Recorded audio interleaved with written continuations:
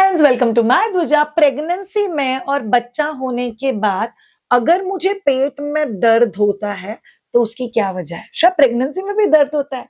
Yes, pregnancy में पहले 5 महीने लोअर एब्डोमेन का दर्द नॉर्मल होता है और डिलीवरी के बाद बहुत सारे लड़कियों को करीब 2 से 4 महीने तक back pain and lower abdomen pain normal होता है। ये पेन कौन से टाइप का होता है?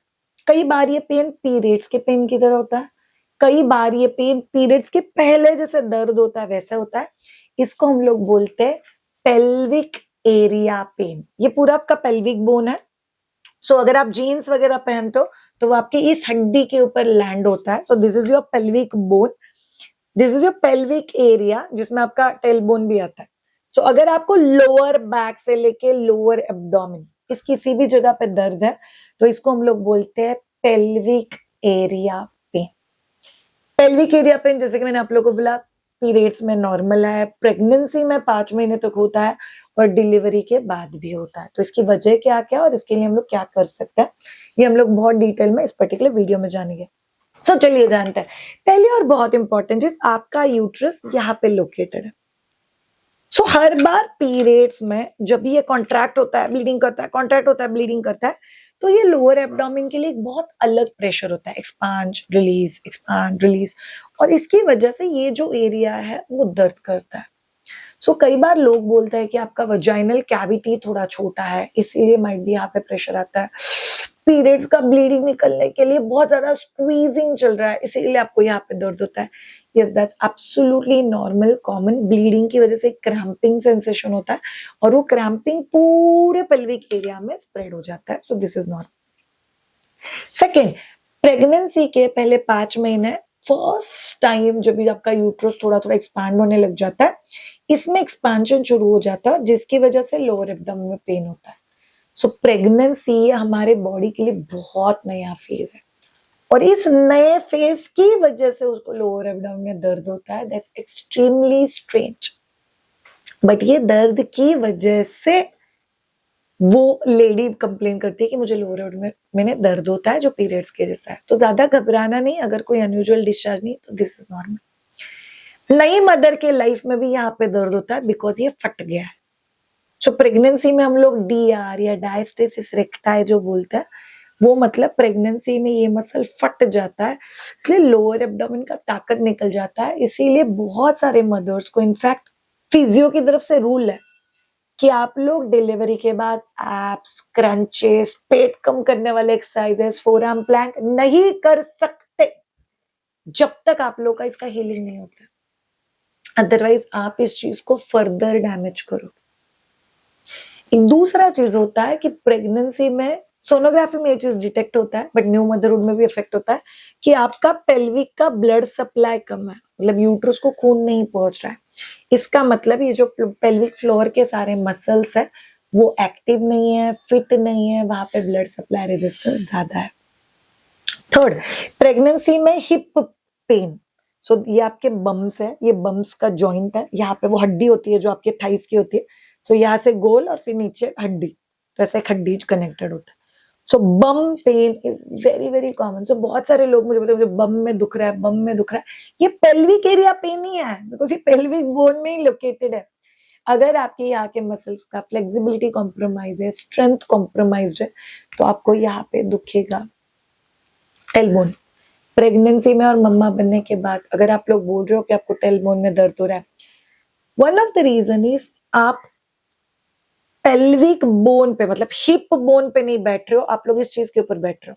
सो आइडियली आपको इसके ऊपर बैठना होता है, इस हड्डी के ऊपर, बट कई बार हम लोग ऐसे बैठते हैं ना झुक के, तो आप लोग इसके ऊपर बैठ रहे हो। सो इसके ऊपर बैठने की वजह से there is a constant pressure, specially pregnancy and new motherhood की जर्नी में ब्रेस्ट फीडिंग के लिए बैठना, प्रेगनेंसी में रॉन्ग पोस्चर में बैठना, तो आप लोग को पेल्विक बोन एरिया में टेलबोन पेन शुरू होना बहुत ज्यादा जरूरी है। सो रिसर्च ये कहता है ऑलमोस्ट 80 to 90% प्रेग्नेंट लोगों को पेल्विक बोन एरिया और उसके रिलेटेड मसल्स, उसके रिलेटेड पेन रहता है। और माँ बनने के बाद बहुत कम मदर्स है जो अक्रॉस इंडिया खुद के स्ट्रेंथनिंग के ऊपर काम करती है। एंड दैट्स व्हाई ये पेन रहता है। शायद ये पेन ऑटोमेटिक हील हो सकता है क्या? ये ऑटोमेटिक ज्वाइन हो सकता है, बट ये ऑटोमेटिक ताकत नहीं पा सकता जब तक आप लोग इसके ऊपर काम नहीं करोगे। You have to work on this. समझ रहे हो? अब जाते हैं पॉइंट नंबर 2 पे, जो बहुत ज्यादा इंपॉर्टेंट है। शायद ये तो समझ में आ गया कि पेल्विक बोन में इशू है, तो इसके लिए सोल्यूशन क्या क्या है।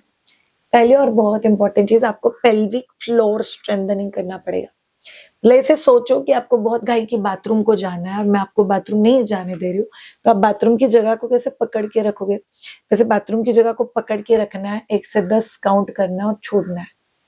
वापस पकड़ के रखो, 1 से 10 काउंट करना है और छोड़ना है। इसकी वजह से क्या होगा? आपका पेल्विक फ्लोर का स्ट्रेंथनिंग होगा। ये स्ट्रेंथनिंग होने से क्या होगा? वहां पे ब्लड सप्लाई बढ़ेगा, जो उस मसल्स की हेल्थ को इंप्रूव करेगा। इससे नीचे के एरिया का ताकत बढ़ेगा, तो वो स्ट्रेंथनिंग होगा।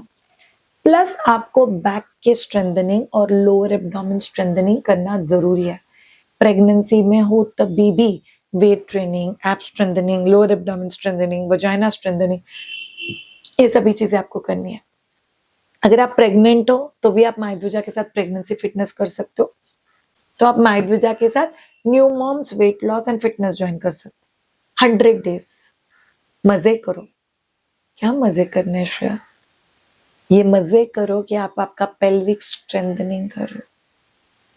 पेल्विक बोन पेन होना या पेल्विक एरिया में पेन होना बेसिकली आपको बताता है कि ये एरिया वीक है, और वो आपको ये भी बताता है कि इसको स्ट्रॉन्ग करने की जिम्मेदारी आपकी है। मैं अभी 2 मिनट पहले किसी को काउंसलिंग में बता रही थी कि मैं सब कुछ कर सकती हूँ, मैं एक्सप्लेन कर सकती हूँ, आपको समझा सकती हूँ, आपको बहुत फ्रेंडली तरीके से समझा सकती हूँ, बट मैं एक चीज नहीं कर सकती, मतलब मैं आपके घर में घुस के कर नहीं सकती, वो आपको खुद को ही करना पड़ेगा। तो पेल्विक बोन पेन कॉमन है, उसकी वजह, उसके solutions, tightening, back and centre strengthening. 2 disadvantages है वो भी बता देती हूँ। वॉकिंग से पेल्विक स्ट्रेंथनिंग नहीं होता है। शायद मैं हर रोज 1 घंटा वॉकिंग करती हूँ, फ्रेंड से बातें करते करते, कुछ फायदा नहीं है उसका, करो चाहे मत करो। वॉकिंग से पेल्विक स्ट्रेंथनिंग नहीं होगा। शायद मैं ऑलरेडी पतली हूँ और मैं घर के तो सारे काम करती हूँ, उससे पेल्विक स्ट्रेंथनिंग नहीं हो सकती। मैं अगर इस मसल को यूज नहीं करूंगी तो ये मसल धीरे धीरे और वीक हो जाएगा। घर के काम करने से वीक मसल स्ट्रॉन्ग नहीं हो रहा है, उसके ऊपर काम करने के बाद ही मसल स्ट्रॉन्ग हो रहा है। ये जितना जल्दी समझोगे उतना आपके लिए बहुत ज्यादा। इस वीडियो के और 4 फायदे हैं जिसके बारे में मैं डायरेक्टली बात तो नहीं कर रही हूँ, बट इनडायरेक्टली कर रही हूँ। यूरिन इनकॉन्टिनेंस, बाथरूम लीक होने का प्रॉब्लम कम होगा। पीसीओडी पीसीओएस के इश्यू कम हो गए, पीरियड्स रेगुलेशन में हेल्प होगा जब भी आप पेल्विक हेल्थ इंप्रूव करोगे। पेल्विक हेल्थ जैसे इंप्रूव होगा, आपका बैक पेन कम होगा और लोअर एब्डोमेन का पेन भी कम होगा। पेल्विक स्ट्रेंथनिंग जैसे करोगे, आपका रिप्रोडक्टिव हेल्थ बहुत हद तक इंप्रूव हो जाएगा। बहुत इंपॉर्टेंट चीज, पेल्विक एरिया में आपका एक चक्रा लोकेटेड है which is called as Swadhisthana चक्र।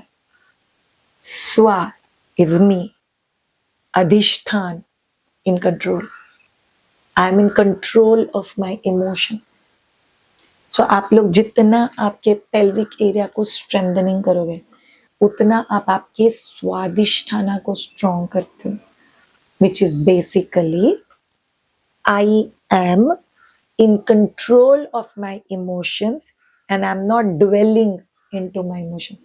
मैं डूब नहीं रही हूँ मेरे इमोशंस में, मैं मेरे इमोशंस को कंट्रोल करना या मैनेज करना जानती हूँ। मेरे टीचर हमेशा कहते हैं that you can manage, you can control, and that what you can control will give you peace. सोचो इसके बारे में।